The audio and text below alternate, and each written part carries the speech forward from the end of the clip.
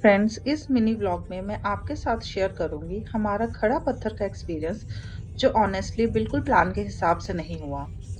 Actually हम पहले नारकंडा जाने का प्लान बना रहे थे, लेकिन 24 जनवरी को काफ़ी हैवी स्नोफॉल हो गया और नारकंडा की तरफ की ऑलमोस्ट सारी रोड्स बंद हो गई।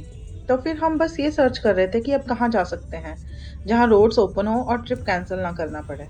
तब हमें खड़ा पत्थर के बारे में पता चला। हमने वहाँ के कुछ रिजॉर्ट्स को कॉल किया और उन्होंने बोला कि रोड्स ओपन हैं। तो हमें लगा ओके, फिर वहीं चलते हैं। हमने सैटरडे को अराउंड 3 PM अपनी जर्नी स्टार्ट की। सब कुछ नॉर्मल लग रहा था, लेकिन जैसे ही हम कोटखाई पहुंचे सीन थोड़ा चेंज हो गया। कोटखाई में लोकल लोगों ने हमें बताया कि आगे खड़ा पत्थर की रोड्स क्लोज्ड हैं और हम आगे मूव नहीं कर सकते। ऑनेस्टली ये सुन के काफ़ी शॉक लगा, क्योंकि हम ऑलरेडी काफ़ी दूर आ चुके थे। हमने तुरंत उस रिजॉर्ट वाले को कॉल किया जिससे हमने पहले बात की थी। उसने बोला, मैं पुलिस ने रोड्स क्लोज कर दी हैं, अगर आप 5 PM से पहले आ जाते तो आ सकते थे। ये बात उन्होंने पहले कभी मेंशन ही नहीं की थी।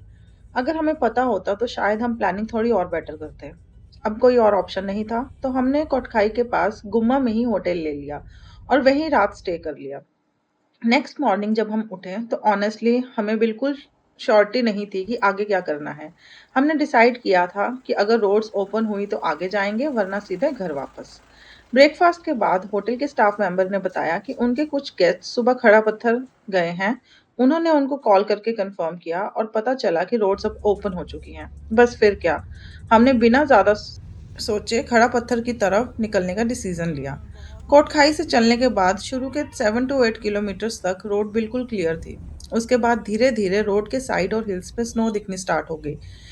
देखने में काफ़ी ब्यूटीफुल लग रहा था। थोड़ा आगे जाके हम ट्रैफिक जैम में फंस गए, क्योंकि जेसीबी रोड से स्नो क्लियर कर रही थी। रोड्स काफ़ी हद तक क्लियर हो चुकी थी, लेकिन कुछ जगह अभी भी स्नो पड़ी हुई थी।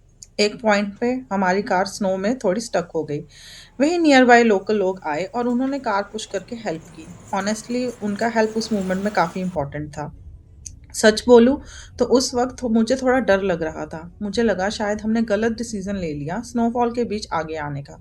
मैंने अपने हस्बैंड से बोला भी कि शायद हमें यू टर्न ले लेना चाहिए, लेकिन उन्होंने बोला कि अब 7 टू 8 किलोमीटर्स ही बचे हैं, वापस जाने का कोई पॉइंट नहीं है।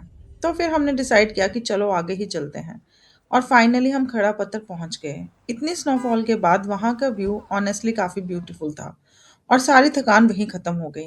वहां लोगों से पूछने पर हमें गिरी गंगा ट्रैक के बारे में पता चला।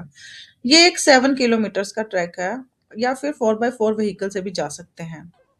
लेकिन क्योंकि स्नोफॉल काफ़ी ज़्यादा थी, तो हमने बस वहीं शॉर्ट हॉल्ट लिया, पिक्चर्स और वीडियोस बनाए और स्नो कवर्ड लैंडस्केप को फुली एंजॉय किया। हमने डिसाइड किया कि ट्रैक कवर नहीं करेंगे। उसके बाद हम वहां से वापस आए और हटकोटी टेम्पल की तरफ निकल पड़े।